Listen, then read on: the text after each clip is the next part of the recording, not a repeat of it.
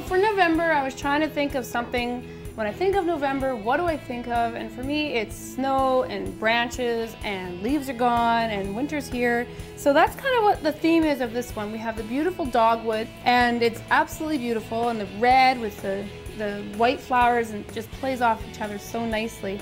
As for the flowers, I wanted to keep it as natural as possible, so we went with whites and browns. So we have the brown lotus pod, we have the brown magnolia leaves in here, because the one side's green, the other side is a velvety brown. We went with anemones, because I said earlier in one of the tapes, I am in love with anemones, so I tend to use things I'm in love with. So we went with anemones, mini Gerbera daisies, Queen Anne's lace, French tulip, again from Holland. We have wax flower in there, carnations, because carnations are fantastic. You can use them in everything, just use them differently. And at the end of the day, it's just a beautiful European hand tie, and wha-bam, you just stuck it in there and you're good to go. So we'll grab the kale. Now when you're doing a European hand tie, I am right-handed. So that's really important to remember, because if you're left-handed, you're gonna do the opposite of what I'm doing, all right? So you're gonna start with whatever flower you want. I like my kale as my center, so I'm gonna use that. And then you're gonna use a carnation. So heads to the left, tails to the right, and you're just going to have it come so it's a nice big A, right? And then I tend to spin it, heads to the left, tails to the right, heads to the left, tails to the right, and you just keep spinning and going. And again, these do take practice. I'm not gonna fool with you. I didn't wake up one day and go, oh look, I can do a European hand tie. I practiced a lot. Use some beautiful wax flower. And because I have all the things cleaned off, it keeps it fairly simple for me. Maybe put a mini Gerbera daisy in. Okay. So far, so good. And it does get to a point with this particular one, because I'm using such a great big giant vase, that I actually bind it twice. Once, so I can stop having hand cramps when I'm holding it, heads to left, tails to right.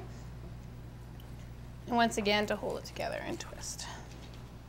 Now, maybe I'll add in some magnolia, because again, I love the texture of the back of the magnolia. I'll put one on each side.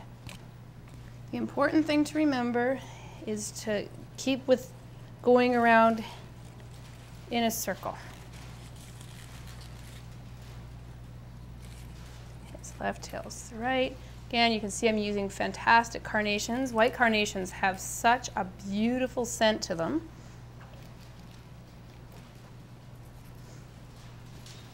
That little anemone's decided he's going to move over there, but you know what? I'm going to so let him. Just let him do what he wants, because at the end of the day, I promise you, it'll be okay. Because you can always adjust later. See, it's starting to get nice and full. Maybe a little more Queen Anne's lace. And ultimately, what we're trying to do is get it to fit into this sucker, right? So you want it to fill out this whole form.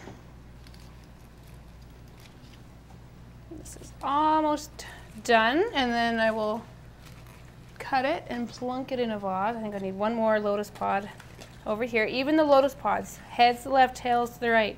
It's the most important thing to remember doing a European hand tie. And see, even on camera, I break things. So just pull out that whole stem, put it down.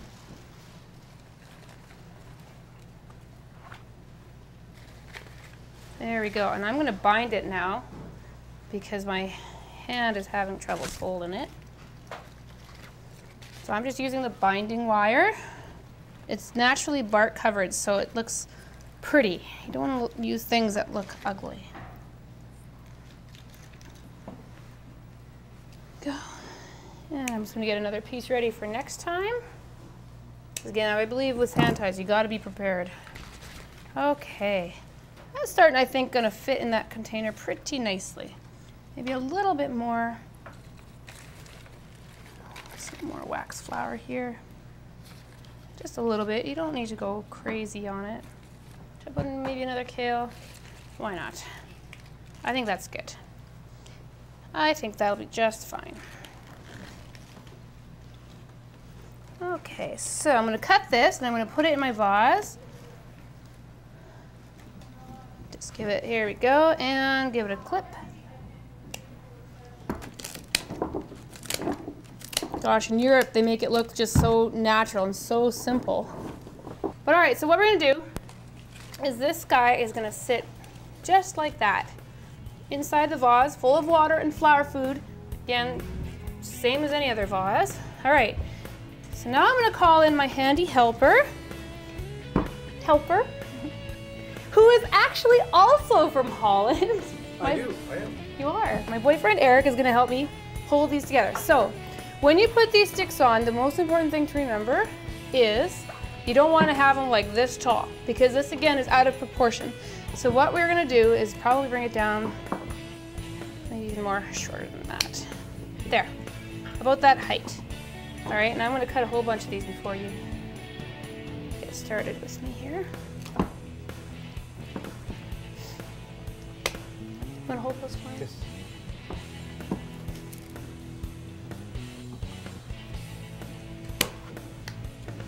I think that's a good height. And I used about 16 of these, actually. I used a fair amount because the vase is so big, but again, you don't have to make it the size like this. You can make it in any container. We actually did this arrangement in one of Deborah de la Fleur's classes, in my class, I guess, I always forget, but where we attached birch branches to the outside of a cylinder container. And that's what gave me the idea of doing it for this, because I remember thinking, oh my gosh, that looks so wintry. Just want a hot cup of cocoa right there.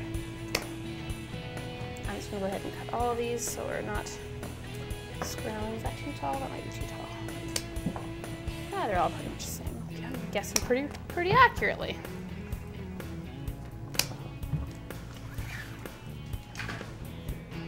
Okay, there. So now, what this gorgeous man is going to do, hat to say it. You're welcome.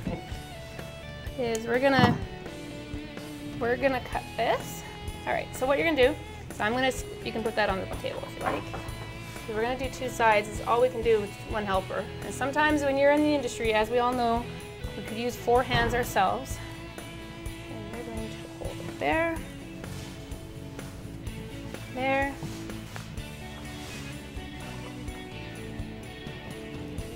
Oh. 4 big hands, apparently. And I could probably, can you get the last one? Okay. Oh, yeah. Yay. Okay, so, and I'm gonna take my binding wire. And this is why I love natural. Look how the natural color reflects in the container. It's like it was meant to be. I could say I planned it that way, but I didn't plan it that way. I just got lucky. And that also happens in the industry too. Okay, that one you can let go of. Okay. And we're gonna do, I'm gonna turn it. Boom. Oh. Is that gonna be okay? Make sure. All right. So, we're gonna put a couple here.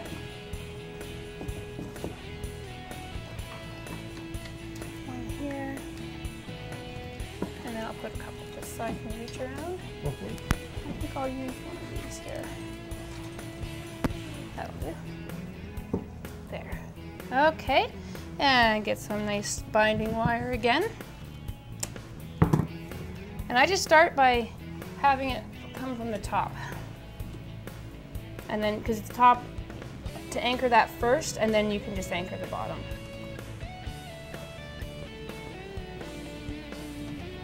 Thank you. I think you can let go. Perfect. Oh. There. Nope. Don't. We're gonna cut this guy off. You see how this guy's like totally woo, going crazy? We're gonna go ahead and just cut him right off. And that's it. Thank you, Eric, for your Glad help. to be of assistance. Appreciate it.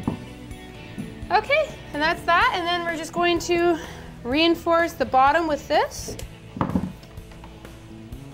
See how easy it is? An extra pair of hands and you're good to go. So it's all it is. You just take some, you bind it, and you're done.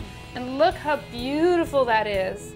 And that is November. So I hope you go and you can use your imagination and tweak it and do whatever you like with it. It's just a matter of giving you some ideas to start with. Now it's your job as a floral designer to take it and make it your own. All right, have a great November.